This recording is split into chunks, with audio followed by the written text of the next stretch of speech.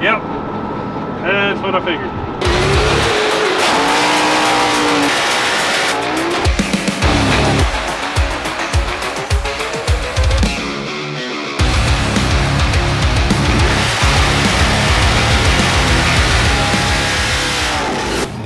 Hey guys, we're back at the track with the COPO. Still got the F1X on there.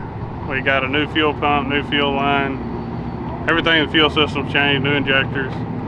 We're gonna give it a try again. You guys stay tuned, like and subscribe.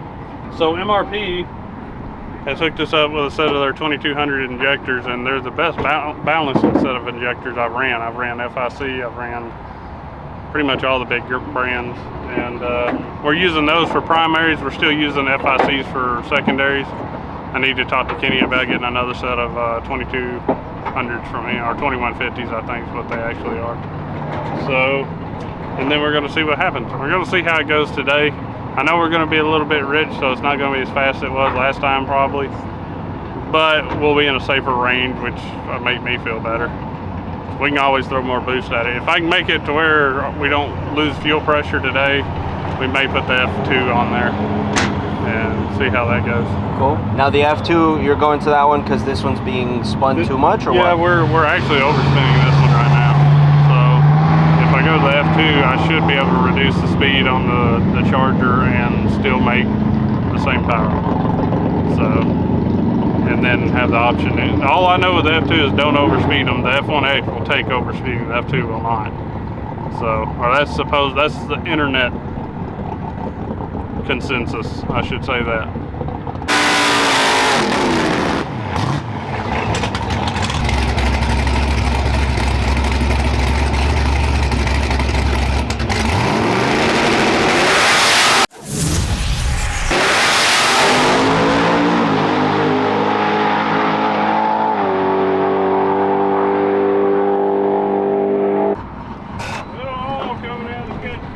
I see that. That's oil? Yeah, it's probably a little fuel and oil. So, let's see what we got here.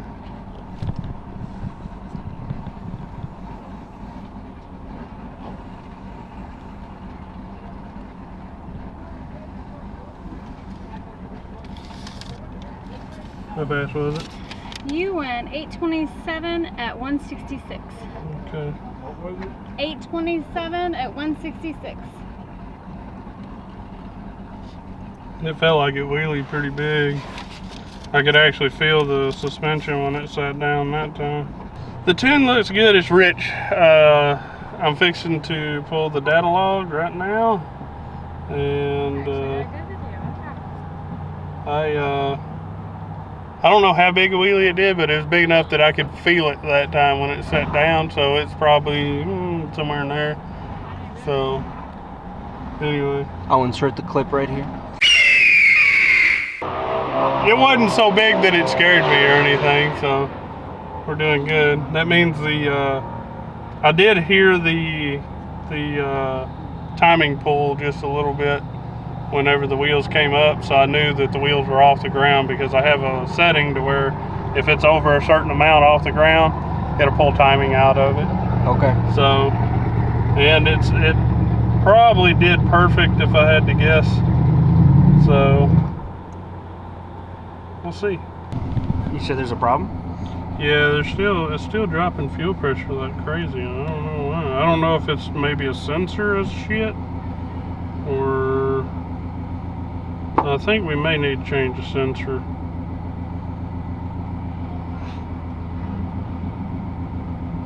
Because it's claiming that it's 27 PSI going down through there, and there is no way. Yeah. It shouldn't even fire the injectors at that level. You have a backup, or is that at the home? Probably at home. I don't think I got a backup fuel pressure sensor.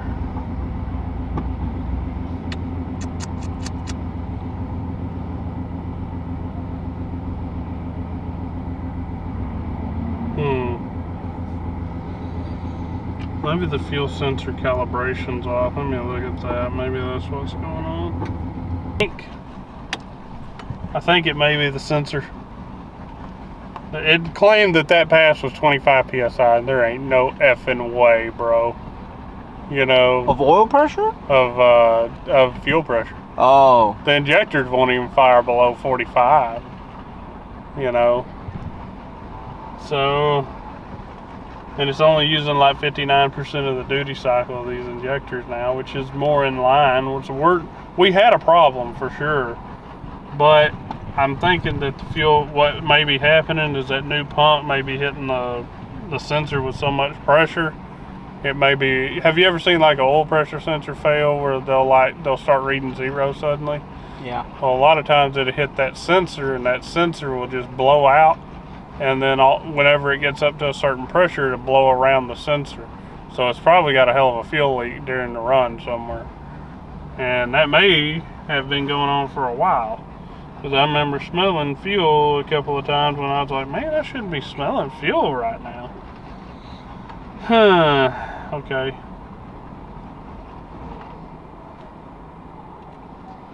I'll make some adjustments and see what happens. Gotta make a test hit, huh? Yeah. I mean, this was good for us because we needed this. But I think it may actually, there's nothing else restricting it. There's nothing that could be restricting it. And it was too fast to have 25 psi fuel pressure. You know. You don't think the added voltage is messing with it or anything? I don't think so. So I thought about that too. You know, maybe that's what we did, right? That's yeah. what you were messing with last time at the shop. Yeah. So I thought, well, maybe it's the alternator. I don't think so. I'm willing to bet it's the sensor trash. Because, like I said, LS injectors shouldn't even fire below, like, once you get it below 35, they won't fire. There's not enough pressure to force them to fire. So I'm willing to bet it's something to do with that. What we're going to do is we're going to send it again and see what happens.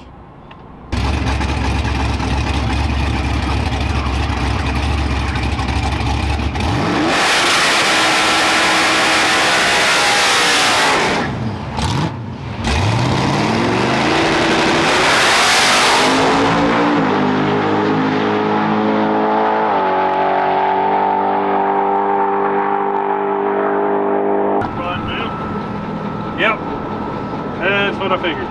Tore the belt? Yeah, we ate the belt.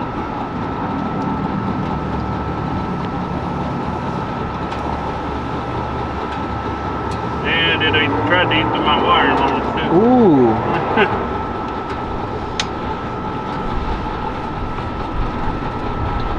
It was a rip. It left good. What do you think it did? 8-1. Maybe.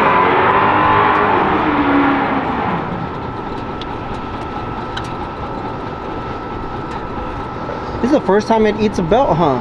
Yeah, well, it's 8-1 before.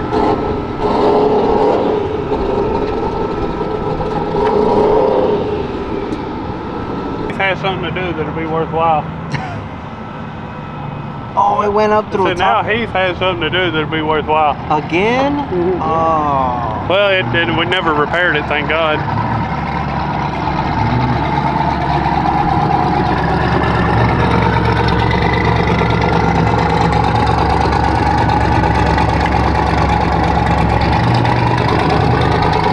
I forget what that was.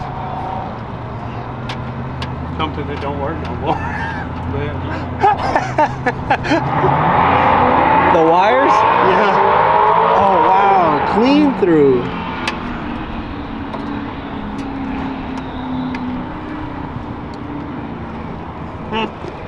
Where does that go to? I think it's, to be honest, I can't remember what that is. Hopefully not the starter, because that's the fan. It could be. It's like Doesn't in look here. like it. Oh, it beat the shit out of it.